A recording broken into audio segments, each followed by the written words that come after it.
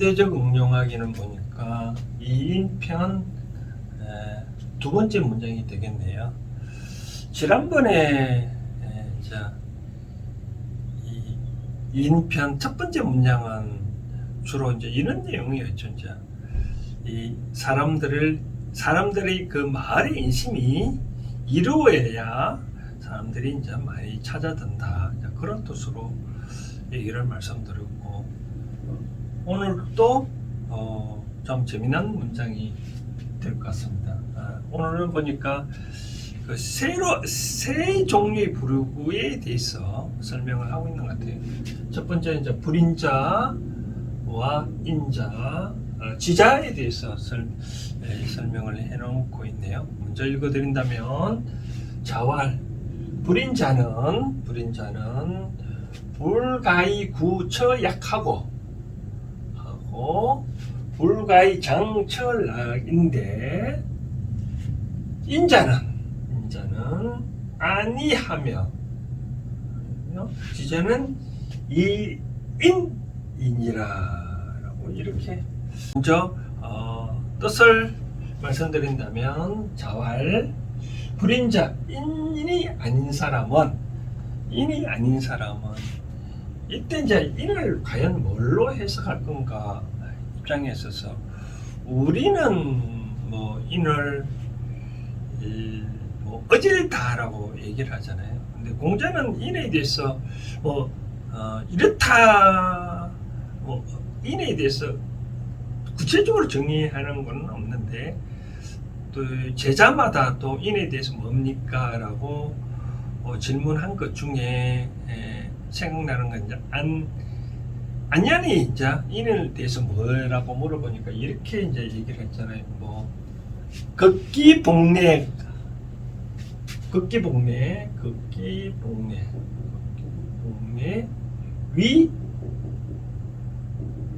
위인이다, 이런 얘기를 해요.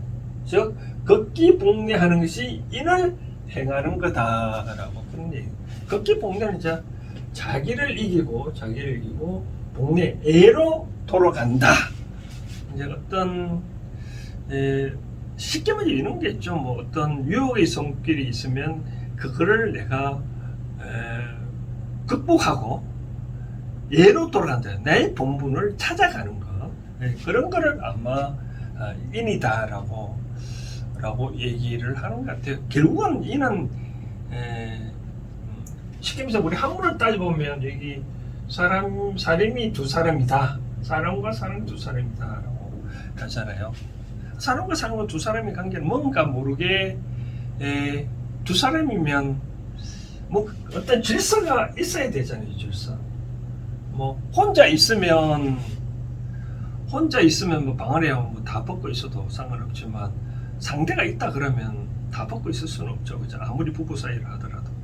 심지어 부모와 자식 간의 입장에서도, 예를 들어서 자녀가 결혼을 해서 분가를 하고 나가 있다. 그러면 그 자식이 딸이든 아들이든 여름이 찾아온다. 그러면 부모들은 싫어하잖아요. 왜 싫어할까요? 자녀들이 여름이 더운데 찾아온 그 고생스러워가지고 그것 때문에 오지 말라 할까요? 그렇지는 않잖아요. 자식들이 찾아오면 여름 이제 좀 지금 아파트 생활하면 다 벗고 있을 수 있잖아요. 그럼 자식들 오면 혼자 오는 게 아니라 딸린 식구들 데려오니까, 딸린 이제 식구들 데려오니까 옷을 벗고 있을 수는 없잖아요. 그러니까 여름에는 오지 말라라고 다 그런 이유가 있습니다. 그게 뭐냐? 바로 부모와 자식 간에도 뭔가 모르게 지켜야 할 예의가 있지 않냐, 예의가. 그래서 바로 이는 바로 그런 뜻으로 어쩔 수 없이 내가 내 자신을 하고 싶은 거는 뭔가 모르게 그게 있다면 그거를 극복하고 예를 취하는 것. 우리는 이미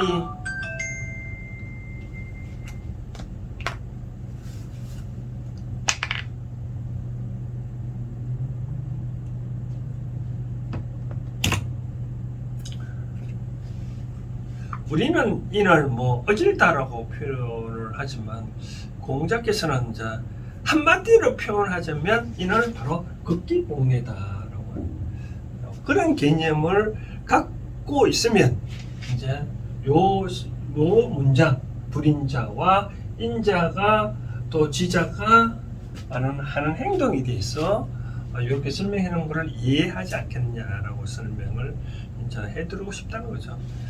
나머지 부분도 계속 해드린다면 불인자는 불가히 구처 약하고 이때 약이란 말은 약속한다, 구속한다, 뭐 공공에 처한다 바로 그런 얘기거든요. 가히란 말은 거의 중국은 거의라고 그러는데 좋다 또는 할 수 있다. 그럼 여기는 이제 부정사가 있으니까 할 수 없다 그런 거예요. 구 오랫동안 머무르다 고쳤장이니까 오랫동안 머무를 수 없다. 어디에? 공공에 처할 수 없다. 또 불가히 장처락이라 또 오랫동안 즐거운 곳에서 또 있을 수 없다. 불인자 이런 의미겠죠. 우리가 요게 이 말이 공공에 처할 수 없다라는 말은 쉽게 말해서 우리가 뭐 산전수전 수행하는 분들은 뭐 자리가 안 좋다든지 공공에 처해 있다 하더라도 잘 참을 수 있잖아요. 뭐 참선을 한다 하더라도 장시간 오래 있을 수 있고 또 안녕 같은 분들은 이 안빈낙도로 이 말이 있잖아요. 안빈낙도.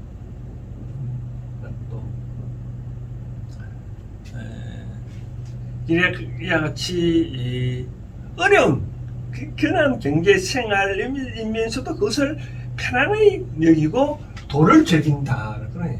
낙도. 빈곤한 곳을 안빈 편안하게 여기고. 근데 이제 불인자는 뭔가 자기가 공공하면 뭐든지 남을 것에 탐하려고 그러잖아요. 뭐 정 없으면 남을 것 훔쳐서 먹으려고 하는 그런 개념이다라고 생각합니다. 불가이구처약이란 말은 안빈 낙도를 못한다. 안빈 어려운 생활을 못하고 뭔가 모르게 하려고 탐욕을 부린다는 거죠. 그 다음 이제 불가이장 철학이다. 즐거운 생활도 오래 못한다. 시감에서 현자들은 즐거움도 왜 내한테 즐거움이 왔는지 그거를 오랫동안 간직하려고 하잖아요. 그러나 이제 과연 예를 들어서 벼락부자 같은 거는 돈을 있다 그러면 금방 탕진하고 없잖아요. 예를 들어서 복권 당첨됐다 라고 하면 과연 잘 사는 사람이 과연 몇 명이나 있을까요? 아마 한 사람도 없지 않을까요? 결국 복권 당첨돼 가지고 폐간망신하고 결국은 뭐 죽은 경우도 있잖아요. 그런 불행의 사고가 많잖아요. 바로 그렇게 생각하시면 요 문장 불가이구 처약하고 불가이장 처락이다. 즉 불인자는 자기가 어려우면 뭔가 모르게 남의 걸 탐욕을 부리고 또 갑자기 어떤 좋은 자리, 즐거운 자리 왔다 하더라도 영원히 그거를 간직하지 못한다라고 생각하면 되고요. 그 다음 인자는 어떻게 되냐? 인을 편안히 여긴다. 아까 말한 대로 안빈낙도 빈 어려움을 편안히 여긴다. 그러니까 그런 유혹의 손길하는지 어려운 생각하더라도 그걸 당연시 여긴다는 거죠. 그걸 당연히 여긴다라고 생각합니다. 그 다음 지자는 인이다. 이 지자는 지난번에 1장에서도 말씀드렸다. 지혜지자. 지혜는 사람은 인을 이롭게 여긴다. 인을 이롭게 여긴다. 인을 이롭게 여긴다. 좀 와닿지 않잖아요. 그렇죠? 예를 들어서 이렇게 한다면 이런 경우가 있겠죠. 하나만 예를 든다면 상황을 따졌을 때 내가 있고 누가 깡패가 있다. 깡패가 있다면 이 깡패의 힘이 좋다 이라고 했잖아요. 그렇죠? 만약에 불인자 같은 경우에는 깡패가 이렇게 한다 그러면 불인자는 당연히 싸운다. 근데 지자는 어떻게 했냐면 내가 사원이 나을까 안 나을까, 참는 게 나을까 안 나을까. 그러니까 내가 현재 참는 것이 이롭다고 생각하기 때문에 이 깡패하고 싸움을 안 하고 그냥 물러간다 이거죠. 그렇죠? 그게 바로 이 인이다. 그러면 인자는 어떻게 하냐면, 당연히 깡패는 깡패다운 성격을 알기 때문에 그거를 인정하고 아예 시시비비에 휘말리지 아니한다는 거죠. 당연시 여긴다는 거. 그러니까 시시비비를 여기 안 하는 것을 당연시 여기는 게 인자고, 지자는 지금 내가 계산해 보니까 시시비비를 따져봐야 손해겠다 생각 들어서 이제 안 하는 거고, 불인자는 시시비비를 괜히 자꾸 싸움 건다 이거죠. 그러면 어떻게 하냐, 바로 그런 거, 요 리자도 좀 재밌는데, 이제 왜 저는 지자를 이렇게 해석하냐면, 리자가 재밌잖아요. 요거는 이 불화배인데, 아니, 벼화자, 벼화. 곡식이라고 하죠. 그 옆에 이제 칼도시니까, 옛날에 이런 게 있죠. 옛날에 도적들이 곡식들을 많이 저장해 놓은 거 갖고 가서 약탈해 오잖아요. 바로 칼로 그려놨으니까 이익, 사사로운 이익, 바로 그런 뜻이겠죠. 그러니까 어떤 이익을 추구한다라는 건 다 그런 개념으로 생각하면 어떤 사적으로 이용한다 이거겠죠. 칼로 들이대니까. 그러니까 어떤 것에 대해서 지자는 나름대로 어떤 따진다. 바로 지혜로운 사람은 이렇게 따져보고 행동할 것인지 안 할 것인지 결정하고, 인자는 당연히 몸에 배어 있다라고 생각을 하시면 되겠다라고 말씀드리고 싶습니다. 이제 불인자는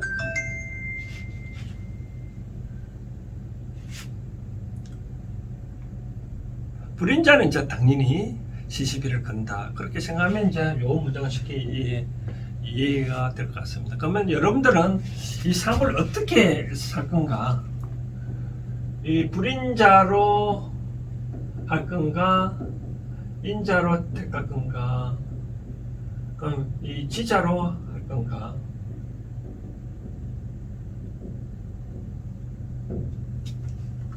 그런데 저는 이제 여기 현대적으로는 어떻게 응용을 하고 싶냐면, 우리가 어떤 상황에 화를 낸다라고 생각할 때, 그러면 누구나 다 화를 낼 수 있겠죠, 그렇죠? 화를 낼 수도 있겠죠. 불인자처럼 어떤 시시비거리가 있으면 당연히 화를 내려면 화를 낼 수도 있겠죠, 그렇죠? 내가 인자가 아니라면, 그럼 어떻게 될까요? 근데 만약에 자꾸 화를 내면 어떻게 될까요? 나중에 본인한테 손해가 있겠죠. 예를 들어서 어떤 친구 간에 어떤 술을 먹고 한다 계속 화를 내고 불평 한다 그러면 거기 제대로 친구들 옆에 붙어 있을까요? 우리가 부모로서 자식들 보면 똑같은 자식이라도 예를 들어서 10,000원 주면 어떤 자식은 고맙다고 여기잖아요. 그렇죠? 그 자식인데 더 주고 싶은 거고, 또 어떤 자녀는 10,000원 주면 이것밖에 안 주냐고 자꾸 투덜대고, 그럼 부모는 더 주고 싶지 않다는 거죠. 그러나 현대적으로 봤을 때 저는 말씀드리고 싶은 사항은, 또 어떤 화를 낼 수 있는 상황에서 화를 안 내면 계속 화가 쌓여 있으면 화병이 생길 수 있잖아요. 그죠? 저는 말씀드리는 화를 내는 거는 좋은데, 다음에도 동일한 그런 상황에 대해서 또 화를 낸다 그러면 본인만 더 어려워진다는 거예요. 그러니까 우리가 처음에 불인자 하더라도 영원히 불인자로 남으면 패관망신하고 본인이 항상 어려운 일만 닥친다. 자꾸 인자로 나아갈 수 있는 방향으로 성장하고 자기한테 갖춤을 해야 되지 않겠냐라고 말씀드리고 싶은 거죠. 그래서 저는 이제 겉으로 말씀드리고 싶은 거는, 이 세상에 본인이 온 어떤 환경은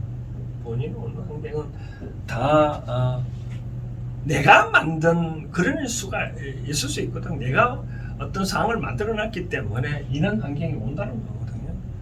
지난번에 말씀드렸다시피 이 커피집을 열었다. 그러면 커피집에 사람들이 오잖아요, 그렇죠? 거기에 대해서 예를 들어서 A는 니는 오지 마라, B는 니는 오고, C는 뭐 달갑지 않게 여긴다면 안 되잖아요. 이 커피집을 열기 때문에 이런 사람이 오면 이 사람들한테 짜증 내지 말고 잘 해주라는 거겠죠, 그렇죠? 그러다 보면 성공한다라고 말씀드리고 싶네요. 그래서 저는 이제 말씀드리고 싶은 사항은 인자든 불인자든 지자든 한 번 해도 괜찮지만 자꾸 그런 식으로 불인자든 지자는 이제 다른 말로 표현하면 잘 굴리는 거지. 경상도 말하면 잘 굴린다 그러죠. 뭐 좀 하라 그러면 뭐 상대가 이해 타산을 따져가지고 뭐 작을 굴려가지고 뭐 자기 할 건가 여부를 선택하는데, 그것도 뭐 한두 번은 괜찮겠지만 자꾸 그러면 이 대자연이 가만히 있을까요? 이 대자연의 신들이 다 알잖아요. 우리가 저도 직장에서 뭐 직원도 40-50명 데리고 한 본부를 한 부서를 또 운영도 해봤지만, 그때 느낀 거는 어떤 직원은 말 그대로 헌신껏 자기 노력을 우리 부서 조직을 위해서 또 회사를 위해서 법인을 위해서 열심히 일하는 방법. 어떤 사람은 요거 내가 한번 내한테 어떤 이해타산적이 일까, 쉽게 말해서 머리 굴리는 거죠. 작을 굴리는 거죠. 그런 사람 다 눈에 다 나타나거든요. 그 사람들한테 제가 과연 좋은 고가를 주겠냐는 거죠. 그리고 불임자 같은 경우에는 뭐 어떤 일을 맡기면 개인이 하지 않고 불평만, 처음부터 나는 할 수 없다고 불평하는 그런 사람한테 고가가 갈 수 있겠냐는 거죠. 모르면 배워가면서 알고, 모르면 물어가면서 하면 다 할 수 있는 일이잖아요, 그렇죠? 그래서 저는 이제 말씀드리고 싶은 거는 불인자든 지자든 한 번은 어떨 수 없이 그렇게 할 수는 있다. 그렇게 말을 해도 된다. 근데 똑같은 환경에서 계속 그렇게 하면 어떻게 된다? 본인만 더 나쁜 환경을 자꾸 조성하고 자기한테 나쁜 결과만 닥치니 그러지 말라라고 말씀드리고 싶습니다. 그래서 2000년 전에 공자께서 하신 말씀, 불인자, 인자, 지자의 어떤 것을 공자께서는 추구를 했고 하라고 말씀하신지는 여러분들 스스로 한번 잘 생각해 보시길 바랍니다. 오늘은 여기까지 하겠습니다. 감사합니다.